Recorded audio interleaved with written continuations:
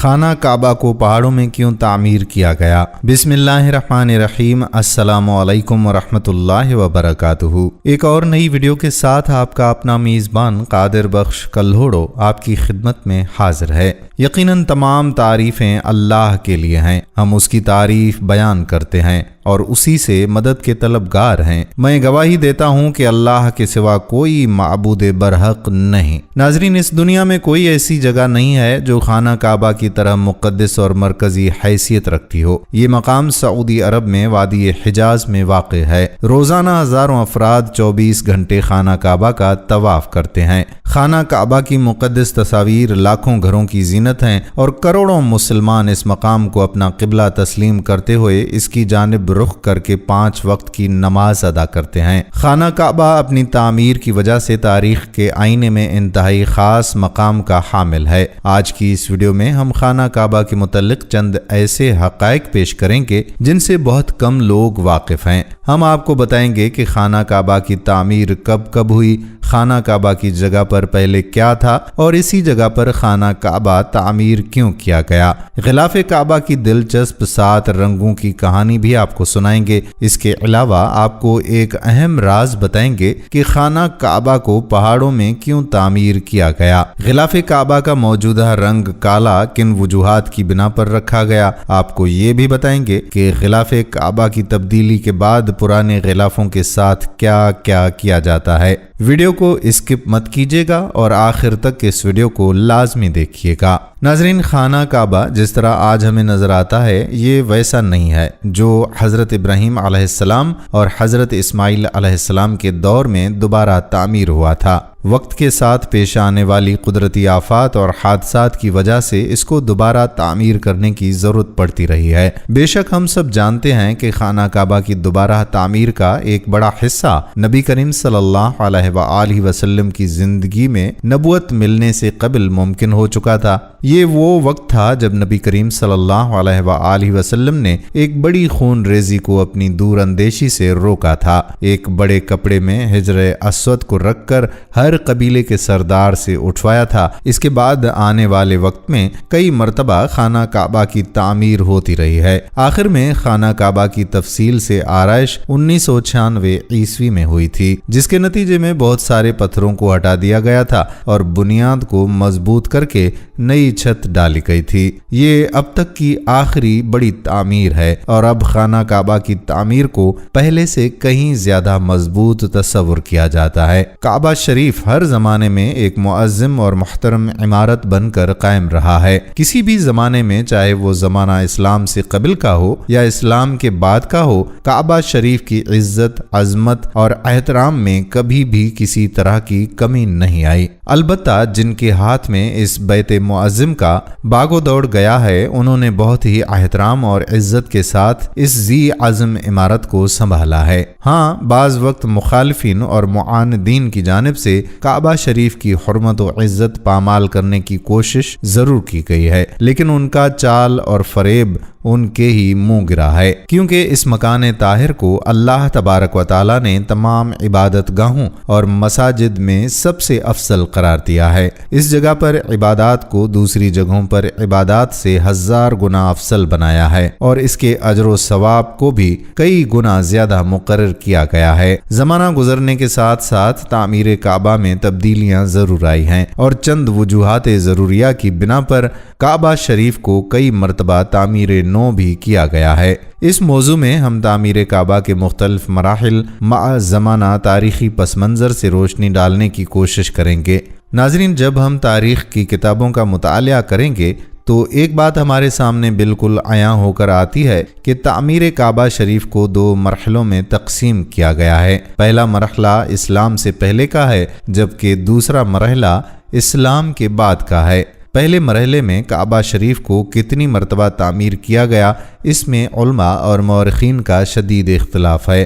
امام فاسی اپنی کتاب شفاء الغرام باخبار البلد الحرام کی جلد نمبر 1 صفحہ نمبر 175 میں لکھتے ہیں کہ اس بات میں کوئی شک نہیں کہ کعبہ شریف کو عدید مرتبہ تعمیر کیا گیا ہے، لیکن عدد معین میں علماء اور مورخین کا زمانہ اول سے ہی اختلاف رہا ہے۔ البتہ ان اختلافات سے جو متوسط عدد ہمیں ملتا ہے وہ یہ ہے کہ کعبہ شریف کو کل 10 مرتبہ تعمیر کیا گیا ہے۔ ان میں سے 8 مرتبہ اسلام کے عروج سے پہلے تعمیر کیا گیا اور زمانہ اسلام میں 2 مرتبہ بیت اللہ تعمیر ہوا ہے۔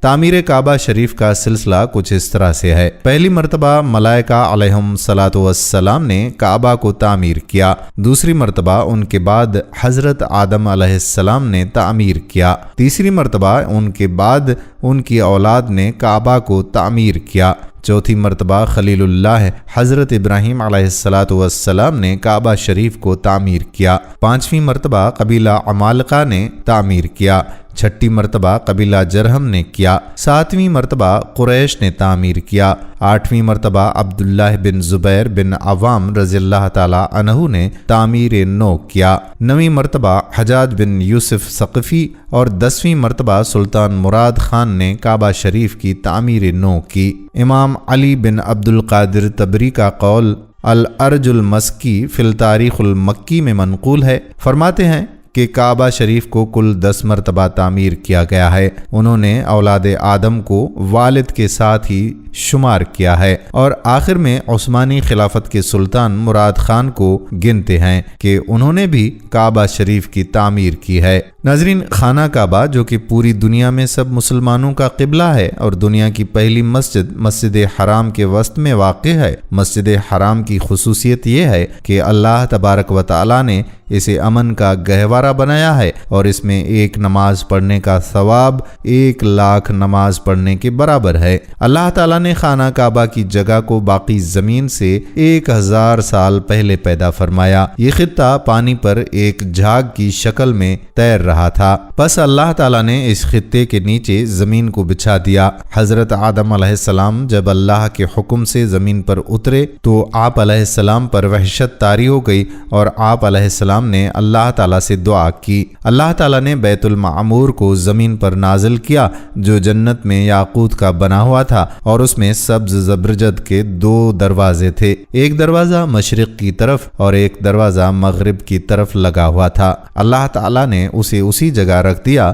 جہاں آج خانہ کعبہ موجود ہے۔ اللہ تعالیٰ نے حضرت آدم علیہ السلام کو حکم دیا کہ اس کا اسی طرح طواف کیا جائے جس طرح میرے عرش کے گرد فرشتوں کا طواف کرتے ہوئے دیکھا ہے، اور اس کے پاس اسی طرح سے نماز پڑھا کر جس طرح میرے عرش کے پاس نماز ادا کیا کرتا تھا۔ جب حضرت آدم علیہ السلام ارض ہند سے مکہ مکرمہ کی طرف پیدل روانہ ہوئے تو اللہ تعالیٰ نے ایک فرشتے کو مقرر کر دیا تاکہ حضرت آدم علیہ السلام کی بیت اللہ کی طرف رہنمائی کرے۔ حضرت آدم علیہ السلام نے مناسک حج ادا کیے۔ جب حج سے فارغ ہوئے تو فرشتوں سے ملاقات کی۔ فرشتوں نے کہا کہ اے آدم علیہ السلام، اللہ تعالیٰ آپ کو حج کا بہترین بدلہ عطا فرمائے۔ ہم نے اس گھر یعنی بیت اللہ کا آپ سے 2000 سال پہلے طواف کیا تھا۔ حضرت آدم علیہ السلام نے ارض ہند سے مکہ مکرمہ کی طرف پیدل جا کر 40 مرتبہ حج فرمایا۔ بیت المعمور طوفان نوح تک زمین پر ہی رہا، پھر اس کے بعد اللہ تعالیٰ نے اسے آسمان پر اٹھا لیا اور جبرائیل علیہ السلام کو حکم دیا کہ وہ حجر اسود کو جبل ابی قیس میں رکھ دیں تاکہ حجر اسود طوفان نوح سے محفوظ رہے۔ چنانچہ خانہ کعبہ یعنی بیت اللہ کی جگہ حضرت ابراہیم علیہ السلام کے زمانے تک خالی رہی۔ طوفان نوح علیہ السلام کے وقت جب خانہ کعبہ کی عمارت آسمان پر اٹھا لی گئی اور یہ جگہ ایک اونچے ٹیلے کی مانند رہ گئی، پھر اسی بنیاد پر حضرت ابراہیم علیہ السلام نے خانہ کعبہ کو تعمیر فرمایا۔ جب اللہ تعالیٰ نے ان کو حکم دیا کہ خانہ کعبہ کی تعمیر کرو، اس وقت تک حضرت اسماعیل علیہ السلام بھی پیدا ہو چکے تھے۔ حضرت ابراہیم علیہ السلام نے اللہ تعالیٰ سے سوال کیا کہ وہ اس جگہ کو واضح کر دے جہاں بیت اللہ کی تعمیر کی جائے۔ حضرت علی رضی اللہ تعالیٰ عنہ اور حضرت حسن رضی اللہ تعالیٰ عنہ سے مروی ہے کہ حضرت عباس رضی اللہ تعالیٰ عنہ نے فرمایا کہ اللہ تعالیٰ نے ایک بادل کے ٹکڑے کو خانہ کعبہ کی جگہ کے تعین کے لیے بھیج دیا۔ جب وہ بادل کا ٹکڑا چلا تو حضرت ابراہیم علیہ السلام اس کے سائے میں چلتے رہے، یہاں تک کہ جب مکہ مکرمہ آیا تو بادل کا ٹکڑا بیت اللہ کی جگہ ٹھہر گیا۔ یہاں حضرت ابراہیم علیہ السلام کو آواز دی گئی کہ بادل کے ٹکڑے کے سائے کے نیچے خانہ کعبہ یعنی بیت اللہ کی تعمیر کرو، نہ اس میں کمی کرو اور نہ زیادتی کرو۔ ناظرین، خانہ کعبہ کی جگہ کا تعین اور ظاہر ہونے کے بعد حضرت ابراہیم علیہ السلام نے خانہ کعبہ کی تعمیر شروع کی۔ حضرت اسماعیل علیہ السلام پتھر لا کر دیتے تھے۔ خانہ کعبہ کی تعمیر 5 پہاڑوں طور سینا، جبل زیتون، جبل لبنان جو کہ ملک شام میں ہے، جبل جودی جو کہ جزیرت کا پہاڑ ہے، جبل حرا جو کہ مکہ میں واقع ہے، ان کے پتھروں سے کی گئی، اور باقی پہاڑوں کے پتھروں سے بیت اللہ کی دیواریں بلند کی گئی تھیں۔ جب حضرت ابراہیم علیہ السلام نے حجر اسود کی جگہ تک بیت اللہ کی تعمیر مکمل کر لی تو اپنے بیٹے اسماعیل علیہ السلام سے فرمایا کہ میرے پاس ایک بہترین اور خوبصورت پتھر لاؤ جو لوگوں کے لیے بطور علامت برقرار رہے۔ حضرت اسماعیل علیہ السلام ایک پتھر لائے۔ حضرت ابراہیم علیہ السلام نے فرمایا کہ اس سے بھی اچھا پتھر لاؤ۔ چنانچہ اسماعیل علیہ السلام پتھر کی تلاش میں نکلے تو جبل ابو قیس سے آواز آئی کہ اے ابراہیم، تیرے لیے میں نے ایک امانت رکھی ہے، بس تو اس کو لے لے۔ حضرت ابراہیم علیہ السلام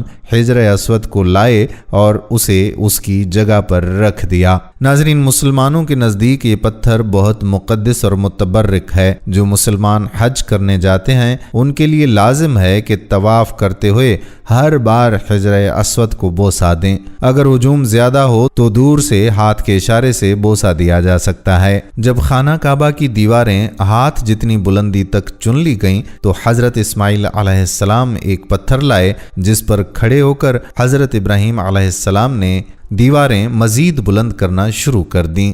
روایت ہے کہ جوں دیوار اونچی ہوتی جاتی تھی یہ پتھر آپ ہی آپ بلند ہوتا جاتا تھا، اور جب حضرت ابراہیم علیہ السلام اس پتھر پر سے اترنا چاہتے تھے تو نیچے ہو جاتا تھا۔ اس پتھر پر حضرت ابراہیم علیہ السلام کے قدموں کے نشانات اول اسلام سے اب تک موجود ہیں۔ یہ پتھر اس زمانے سے حضرت عمر فاروق رضی اللہ تعالی عنہ کے دور خلافت تک کعبے کی دیوار کے ساتھ چپکا رہا۔ پھر اس پتھر کو حضرت عمر فاروق نے خانہ کعبہ سے کچھ دور کر دیا تاکہ طواف کے وقت رکاوٹ نہ بنے، جسے مقام ابراہیم کہا جاتا ہے۔ قول رائج کے مطابق کعبہ شریف کو اسلام سے قبل کل 4 مرتبہ تعمیر کیا گیا ہے۔ اول حضرت ابراہیم علیہ السلام نے تعمیر فرمایا، اور اس کا ذکر ہمیں قرآن و حدیث میں بھی ملتا ہے کہ حضرت آدم علیہ السلام نے خدا تبارک و تعالی کے حکم سے کعبہ شریف کی تعمیر کی۔ حضرت ابراہیم علیہ السلام نے جب کعبہ کو تعمیر کیا تو انہوں نے کعبہ کو 9 گز یعنی 4.5 میٹر اونچا رکھا۔ مشرق کی جانب سے بیت اللہ کی لمبائی کو 32 گز یعنی 16 میٹر رکھا، مغرب کی جانب سے 31 گز یعنی 15.5 میٹر، شمال کی جانب سے 20 گز یعنی 10 میٹر اور جنوب کی جانب سے 23 گز یعنی 11 میٹر کی لمبائی رکھی۔ انہوں نے تعمیر کعبہ کے وقت کعبہ کے اوپر چھت نہیں بنائی بلکہ 2 دروازے بنا دیے جو کہ زمین سے بالکل متصل تھا۔ دوسری اور تیسری مرتبہ کعبہ شریف کی تعمیر کی ذمہ داری بنو عمالقہ اور بنو جرہم نے بالترتیب لی اور کعبہ شریف کو تعمیر نو کی تشکیل دی۔ امام علی بن ابی طالب علیہ السلام فرماتے ہیں کہ حضرت ابراہیم علیہ السلام کے تعمیر کعبہ کے بہت زمانے کے بعد کعبہ معظمہ کی دیوار کمزور پڑ گئی تو بنو عمالقہ نے کعبہ کی تعمیر نو کی، پھر ان کے بعد بنو جرہم نے تعمیر کیا۔ پھر جب کعبہ کی تعمیر میں کمزوریاں اور خرابیاں لاحق ہوئیں تو اس کو قریش نے تعمیر کیا۔ چوتھی مرتبہ بنو جرہم کے تعمیر کعبہ کے کچھ زمانے کے بعد جب عمارت کعبہ معظمہ میں پھر سے خرابیاں لاحق ہوئیں تو قریش نے تعمیر کعبہ کا بیڑا لیا۔ اور کعبہ کو تعمیر کیا۔ تاریخ کی کتابوں میں قریش کی تعمیر کعبہ کی وجہ آتی ہے کہ قبیلہ قریش سے ایک عورت کعبہ کو روشن کرنے کی غرض سے روشن دان میں کچھ چنگاریاں لے کر جاتی ہے اور اچانک سے اس میں سے کچھ چنگاریاں اڑ کر غلاف کعبہ کو لگ جاتی ہیں اور آگ پکڑ لیتی ہیں، جس کی وجہ سے جدار کعبہ کو کافی خرابیاں لاحق ہوتی ہیں۔ تو یہ دیکھ کر قریش کے اندر یہ دہشت پھیل جاتی ہے کہ اگر انہوں نے کعبہ کی تعمیر نہیں کی تو ان پر عذاب الہی کا قہر آئے گا۔ اسی بنا پر قریش آگے بڑھ کر کعبہ کی تعمیر نو پر اکٹھا ہوتے ہیں اور اس کے لیے صرف حلال مال جمع کرتے ہیں۔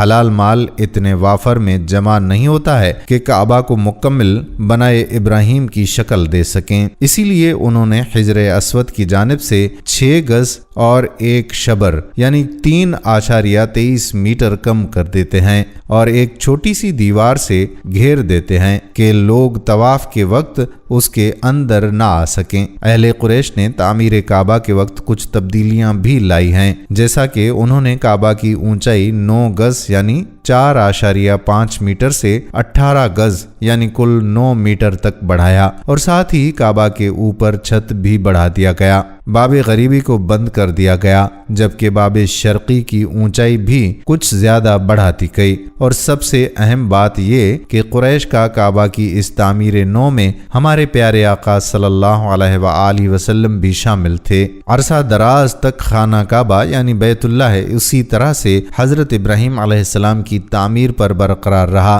جب قریش نے اس کی نئی تعمیر کی، یہ وہ زمانہ تھا جب نبی کریم صلی اللہ علیہ وآلہ وسلم کی عمر 25 برس تھی۔ مکہ میں شدید بارش کے باعث سیلابی ریلے سے خانہ کعبہ کی بنیادوں اور دیواروں کو نقصان پہنچا۔ جب خانہ کعبہ تعمیر ہوا اور خانہ کعبہ کی دیواریں قد آدم تک کو پہنچ گئیں تو حجر اسود کو نصب کرنے کا مسئلہ پیش آیا۔ ہر قبیلے کی یہ خواہش تھی کہ حجر اسود کو وہ نصب کرنے کی سعادت اسے ہی نصیب ہو، حتیٰ کہ یہ معاملہ لڑائی جھگڑے تک جا پہنچا۔ آخرکار یہ طے پایا کہ صبح سویرے جو سب سے پہلے یہاں داخل ہوگا وہ حجر اسود نصب کرے گا۔ اس پر تمام قبائل میں اتفاق ہو گیا۔ دوسرے دن سب سے پہلے داخل ہونے والے نبی اکرم صلی اللہ علیہ وآلہ وسلم تھے۔ آپ اہل مکہ میں صادق اور امین مشہور تھے۔ قریش نے جب نبی کریم صلی اللہ علیہ وآلہ وسلم کو دیکھا تو انہیں بے حد اطمینان ہوا۔ آپ صلی اللہ علیہ وآلہ وسلم نے حجر اسود کو ایک چادر پر رکھا اور تمام قبائل کے سرداروں کو حکم دیا کہ وہ چادر کے کونے پکڑ کر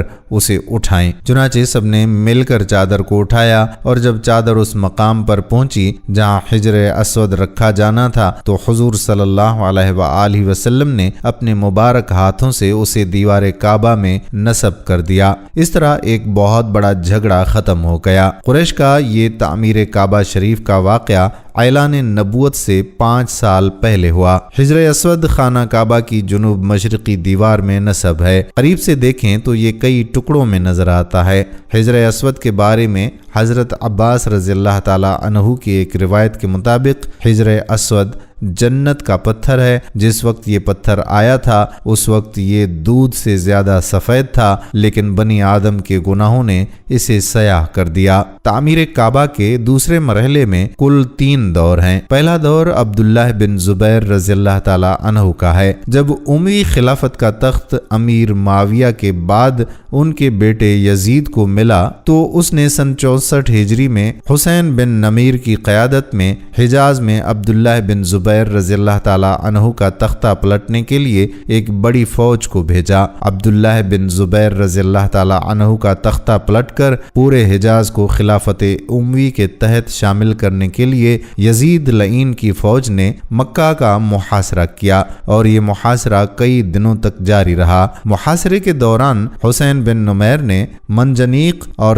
توپ کے ذریعے مکہ پر حملہ آور ہوا، جس کی وجہ سے خانہ کعبہ پر کافی اثر پڑا تھا اور خانہ کعبہ کی دیواریں بالکل کمزور ہو گئی تھیں۔ محاصرے کے 17 دن کے بعد یزید لعین کی موت واقع ہوئی تو اس کی فوج حصار مکہ کو ختم کر کے شام کی طرف لوٹ جاتی ہے۔ اس کے بعد حضرت عبداللہ بن زبیر رضی اللہ تعالی عنہ نے خانہ کعبہ کو تعمیر نو کیا اور بالکل اسی طرح سے تعمیر کیا جس طرح حضرت ابراہیم علیہ السلام نے تعمیر فرمایا تھا۔ حضرت عبداللہ بن زبیر رضی اللہ تعالی عنہ نے تعمیر کعبہ کے وقت اس کی اونچائی کو 27 گز یعنی 13.5 میٹر بڑھایا۔ قریش نے وافر مال نہ ہونے کی وجہ سے جس جگہ کو خانہ کعبہ سے منفرد کیا تھا ان کو دوبارہ خانہ کعبہ میں ملا دیا۔ دوسرا دور ہے حجاج بن یوسف ثقفی کا۔ یزید لعین کے بعد عبد الملک بن مروان خلافت امیہ کا خلیفہ مقرر ہوتا ہے۔ عبد الملک بن مروان حجاج بن یوسف ثقفی کی قیادت میں ایک بڑی فوج کو تشکیل دیتا ہے اور انہیں مکہ مکرمہ کی طرف روانہ کرتا ہے تاکہ عبداللہ بن زبیر کے تخت کو پلٹ سکیں۔ جب حجاج اپنی فوج کے ساتھ مکہ پہنچتا ہے تو اس نے جو عبد المالک بن مروان کے خلاف گیا اور اس کی بیعت نہیں کی تو ان کے خلاف اعلان جنگ کر دیا، اور اسی جنگ میں حجاج نے عبداللہ بن زبیر رضی اللہ تعالی عنہ کا سر قلم کیا اور پھر ان کے سر کے ساتھ پورے مکہ مکرمہ میں چکر لگایا، اور پھر 74 ہجری میں حجاج نے خانہ کعبہ کی تعمیر کو دہرایا اور نئے انداز میں خانہ کعبہ کی تعمیر کروائی۔ اس نے خانہ کعبہ کے مغربی دروازے کو بند کر دیا جبکہ مشرقی دروازے کی اونچائی کو اور زیادہ بڑھا دیا۔ شمالی دیوار کو منہدم کر دیا گیا اور خانہ کعبہ سے 6 گز اور 1 شبر زمین کو الگ کر دیا گیا۔ ناظرین، یہاں ایک اہم بات آپ کو بتاتے چلیں کہ حضرت عبداللہ بن زبیر رضی اللہ تعالی عنہ نے اپنے زمانے میں کعبہ کی تعمیر اس طریقے پر کروائی جیسا کہ حضور صلی اللہ علیہ وآلہ وسلم کی خواہش تھی، جس کے بارے میں انہیں ان کی خالہ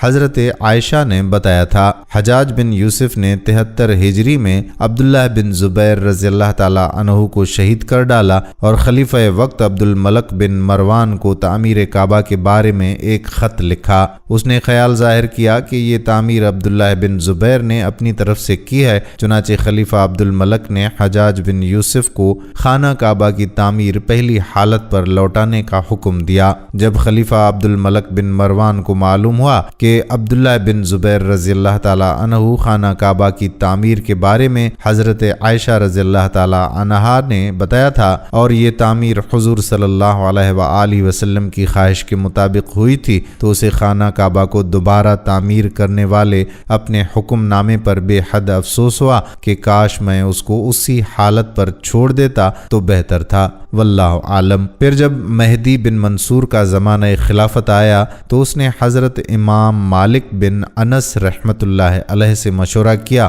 کہ کعبۃ اللہ کو حضرت عبداللہ بن زبیر رضی اللہ تعالی عنہ کی تعمیر کردہ صورت پر لوٹا دیا جائے تو کیسا رہے گا؟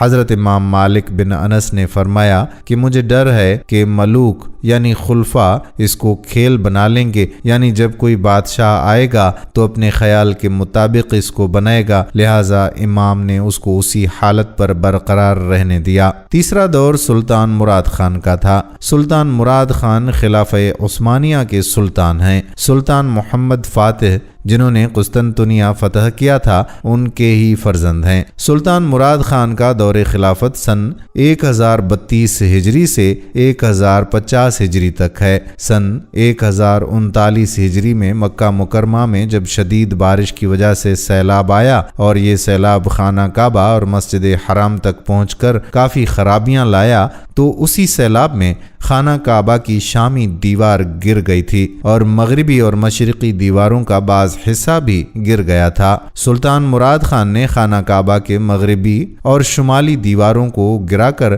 خانہ کعبہ کی تعمیر اس سر نو کروایا۔ بہت ہی خوبصورت انداز میں کعبہ شریف کی تعمیر ہوئی اور دور حاضر تک وہی تعمیر شدہ کعبہ شریف باقی ہے۔ تاہم مختلف ادوار میں خانہ کعبہ کے صحن اور اطراف میں تعمیر اور توسیع کا کام ہوتا رہا ہے، لیکن سب سے بڑی توسیع سعودی دور حکومت میں ہوئی، جس میں مسجد حرام کو دور جدید کے معیار کے مطابق بنایا گیا اور ایئر کنڈیشنز اور برقی سیڑھیاں بھی نصب کی گئیں۔ اس وقت مسجد حرام کی 3 منزلیں ہیں جس میں لاکھوں نمازی نماز ادا کر سکتے ہیں۔ اللہ سے دعا ہے کہ وہ ہم سب کو حج کی سعادت نصیب فرمائے، آمین۔ ناظرین، اب آپ کو بتاتے چلیں کہ خانہ کعبہ کو پہاڑوں میں کیوں تعمیر کیا گیا۔ تو اس حوالے سے علماء کہتے ہیں کہ خانہ کعبہ ایسی جگہ بنایا گیا ہے کہ کوئی بھی اس کو دیکھ کر یہ نہ کہہ سکے کہ یہ انسانوں کی سلیکشن ہے۔ جب انسان خود سے کوئی معبود بناتے ہیں یا کوئی عبادت گاہ بناتے ہیں تو اس چیز کا خیال رکھتے ہیں کہ یہاں انسانوں کے لیے پہنچنا آسان ہو یا جہاں پر ہر سہولیات زندگی موجود ہوں، جبکہ مکہ بالکل غیر آباد اور بیابان سرزمین تھی جہاں پر نہ کوئی انسان موجود تھا اور نہ ہی کوئی اور سہولیات زندگی۔ آج اتنی ترقی کے بعد بھی آپ دیکھیں تو مکہ میں بہت بڑے بڑے ریگستان موجود ہیں، تو اس وقت کے مکہ کا آپ خود ہی اندازہ کر لیجئے۔ اللہ پاک نے حضرت ابراہیم علیہ السلام کو حکم دیا کہ فلسطین کی سرزمین سے مکہ کے بیابان میں جاؤ اور میرا گھر تعمیر کرو۔ اب آپ خود سوچئے کہ فلسطین سے مکہ کا کتنا فاصلہ ہے، اتنا دشوار گزار سفر، جنگل، بیابان، نہ کوئی سڑک، گھوڑے کی سواری، اور اس سفر میں کیا زیادہ سفر لینا ہے۔ یہ ساری باتیں خود اشارہ کرتی ہیں کہ یہ انسانوں کا بنایا ہوا نہیں ہے۔ یہ ساری باتیں خود ہی ملحدین کو جواب دیتی ہیں جو کہتے ہیں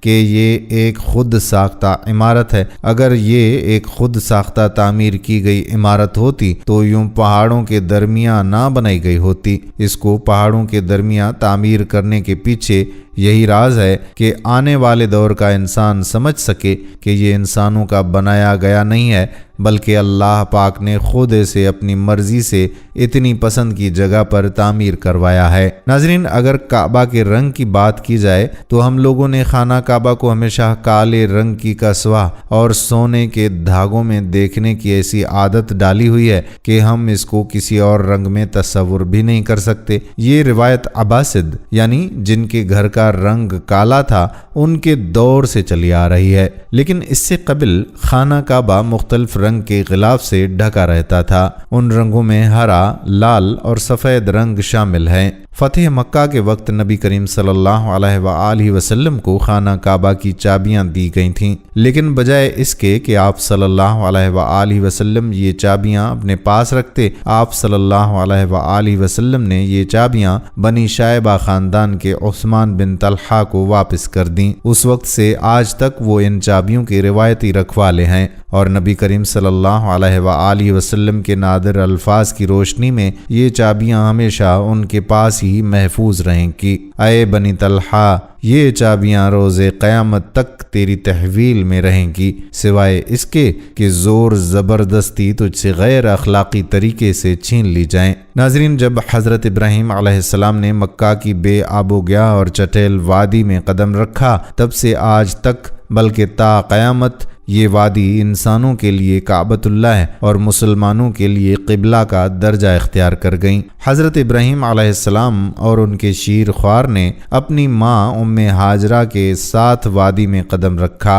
ابراہیم علیہ السلام کے چلے جانے کے بعد ہاجرہ اپنے شیر خوار کے لیے پانی کی تلاش میں اس وادی میں چکر لگانے لگیں۔ اچانک ننھے اسماعیل کی ایڑھی کے نیچے سے پانی کا ایک فوارہ پھوٹ پڑا، اسے زمزم کا نام دیا گیا اور وہ آج تک جاری و ساری ہے۔ حضرت ابراہیم علیہ السلام مکہ واپس ہوئے تو اس وقت ان کے بیٹے اسماعیل کی عمر 30 سال ہو چکی تھی۔ تبری اور تاریخ الامم الملوک کے مطابق دونوں باپ بیٹے نے اللہ کے حکم سے خانہ کعبہ کی بنیادیں کھڑی کیں۔ تاریخی کتب میں وارد ہے کہ انہوں نے کعبہ کا غلاف بھی تیار کیا۔ اس وقت خانہ کعبہ ایک چھوٹی سی عمارت تھی۔ طبع بادشاہ نے خلاف کعبہ تیار کیا۔ پہلی بار خانہ کعبہ میں دروازہ لگایا گیا۔ تاریخی کتب کے مطابق طبع نے چمڑے کا غلاف تیار کروایا جس کا گہرا بھورا رنگ تھا۔ تاریخی روایات کے مطابق کعبہ شریف کے غلاف کے رنگوں کی تعداد 7 تک ملتی ہے۔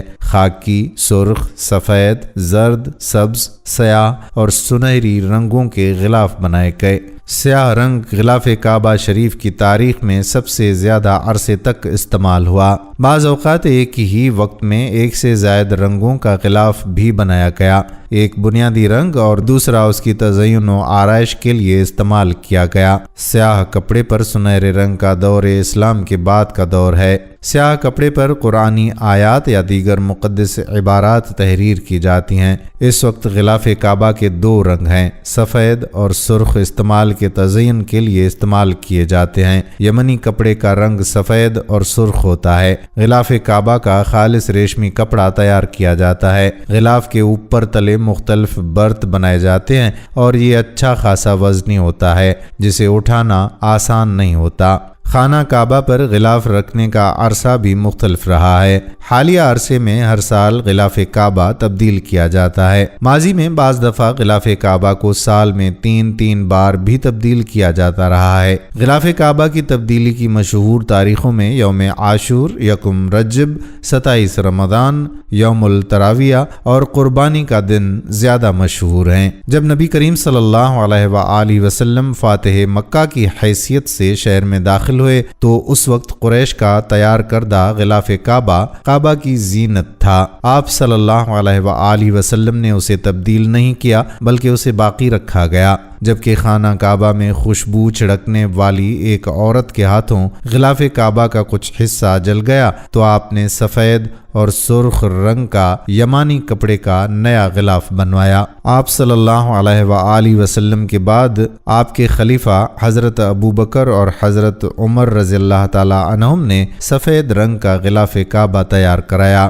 اسے قباتی کا نام دیا گیا تھا۔ یہ بہت پتلا کپڑا تھا جسے مصر میں تیار کیا جاتا تھا۔ حضرت عمر کے دور میں بیت المال سے سال میں 2 بار غلاف کعبہ بنایا جاتا تھا اور تبدیل بھی کیا جاتا تھا۔ ان کے دور میں تبدیلی کے بعد پہلا غلاف شیبہ بن عثمان الحجی کے پاس رکھ دیا جاتا تھا۔ فاطمی دور میں غلاف کعبہ زرد رنگ کا رہا۔ محمد بن سبکتگین کے دور میں زرد ریشمی کپڑے کا غلاف بنایا گیا۔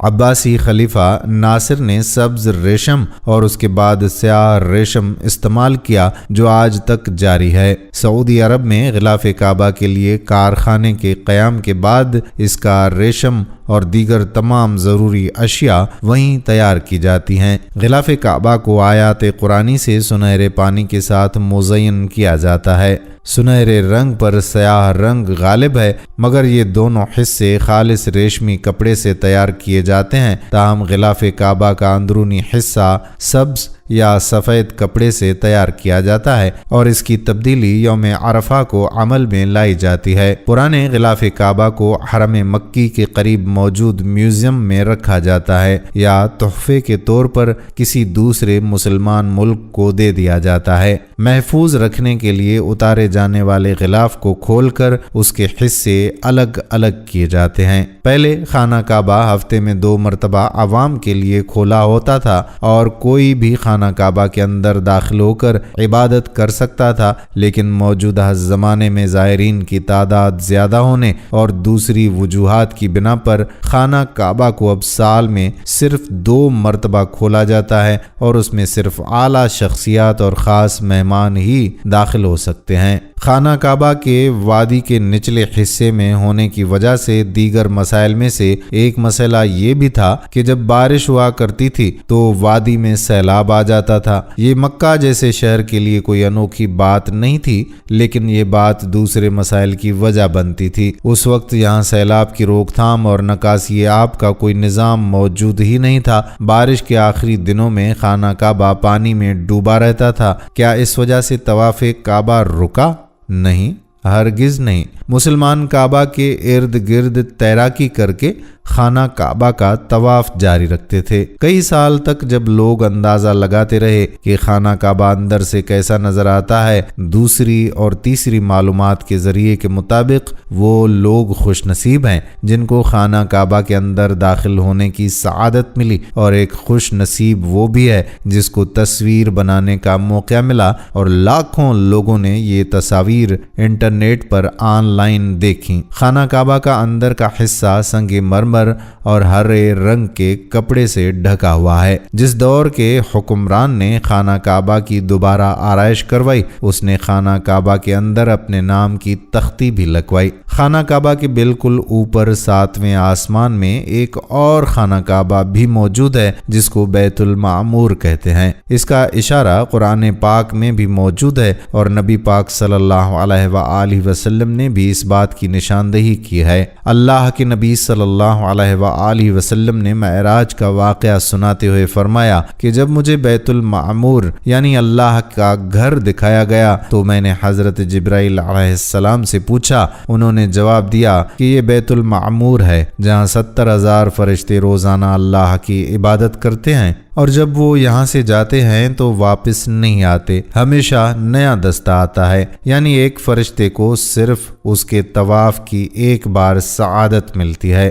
ناظرین، کیا آپ نے کبھی اس بات پر غور کیا ہے کہ حجر اسود چاندی کے سانچے میں کیوں گھرا رہتا ہے؟ کچھ لوگوں کا خیال ہے کہ حجر اسود حجاج بن یوسف کی فوج کے ہاتھوں مارے گئے پتھر لگنے کی وجہ سے ٹوٹ گیا تھا، جبکہ اس نے حضرت عبداللہ بن زبیر رضی اللہ تعالی عنہ پر لشکر کشی کی تھی۔ کچھ ذرائع کے مطابق حجر اسود بحرین سے تعلق رکھنے والے اسماعیلی گروپ کے ہاتھوں ٹوٹ گیا تھا۔ ان لوگوں کا یہ خیال تھا کہ حج مبارک ایک توہم پرستی کا عمل ہے۔ اپنی بات کو سچ ثابت کرنے کے لیے ان لوگوں نے 10,000 حجاج کو مار کر ان کی باقیات کو آب زمزم کے کنویں میں پھینک دیا تھا۔ یہ غیر انسانی عمل کافی نہیں ہے۔ یہ شیطان حجر اسود کو عرب کے مشرق میں لے گئے اور پھر عراق کے شہر کوفہ لے گئے، جہاں اس کے عوض تاوان وصول کیا۔ جب ان کو مجبور کیا گیا تو ان لوگوں نے اسے خلیفہ عباسد کو واپس کر دیا، لیکن جب اسے واپس کیا گیا تو یہ ٹکڑوں میں تھا، اور اس کو یکجا کرنے کا صرف ایک طریقہ سمجھ آیا تھا کہ اس کو چاندی کے سانچے میں رکھا جائے۔ کچھ تاریخ دانوں کے مطابق اس مقدس پتھر کے کچھ حصے آج بھی کہیں گم ہیں۔ ناظرین، ہمارے ہاں یہ تصور ہے کہ خانہ کعبہ مکعب کی شکل کا ہے، جبکہ حقیقت اس کے برعکس ہے۔ یہ مکعب کی شکل سے مشہور خانہ کعبہ دراصل مستطیل کی شکل کا ہے۔ خانہ کعبہ کبھی بھی مکعب کی شکل کا نہیں تھا۔ اس کے اصل زاویے کے مطابق ایک یہ آدھا گول حصہ ہے جس کو حجر اسماعیل کہا جاتا ہے۔ نبی کریم صلی اللہ علیہ وآلہ وسلم کو نبوت ملنے سے پہلے جب خانہ کعبہ کی دوبارہ تعمیر ہوئی تو تب قریش نے اس بات کی حامی بھری تھی کہ وہ حلال کمائی سے ہی اس کی تعمیر مکمل کریں گے۔ اس کا مطلب یہ ہے کہ جوئے، لوٹ مار، جسم فروشی اور سود جیسے حرام کاموں سے کمایا ہوا پیسہ استعمال نہیں ہوگا۔ قریش اتنے امیر تجارتی شہر میں ہونے کے باوجود اتنی رقم جمع کرنے میں ناکام ہو چکے تھے جو خانہ کعبہ کی تعمیر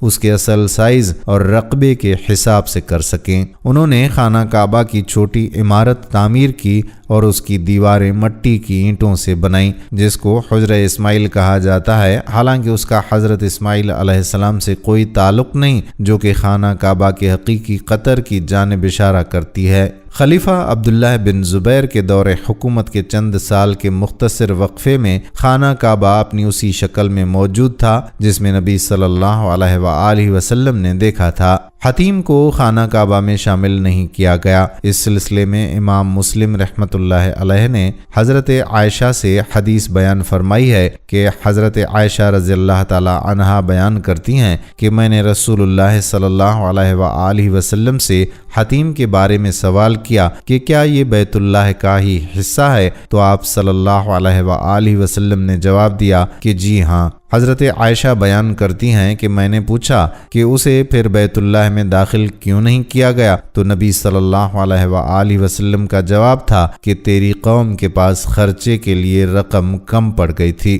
میں نے کہا کہ بیت اللہ کا دروازہ اونچا کیوں ہے، تو نبی صلی اللہ علیہ وآلہ وسلم نے جواب دیا کہ تیری قوم نے اسے اونچا اس لیے کیا تاکہ وہ جسے چاہیں بیت اللہ میں داخل کریں اور جسے چاہیں داخل نہ ہونے دیں۔ اور اگر تیری قوم نئی مسلمان نہ ہوتی اور ان کے دل اس بات کو تسلیم سے انکار نہ کرتے تو میں اسے یعنی حتیم کو بیت اللہ میں شامل کر دیتا اور دروازہ زمین کے برابر کر دیتا۔ ناظرین، خانہ کعبہ کی تعمیر کا تفصیل سے تذکرہ کرنے کے بعد اب آپ کو خانہ کعبہ کی اہمیت و فضیلت بتاتے ہیں۔ ناظرین، اللہ تعالیٰ نے خانہ کعبہ کو شان و شوکت عطا فرمائی اور اسے اپنی عظمت اور جلال کے ساتھ خاص فرمایا اور اس میں داخل ہونے والوں کے لیے اسے امن والا گھر بنا دیا۔ یہ وہی مبارک گھر ہے جس سے اللہ کے پیارے حبیب صلی اللہ علیہ وآلہ وسلم نے ہجرت فرمائی، مگر آپ صلی اللہ علیہ وآلہ وسلم نے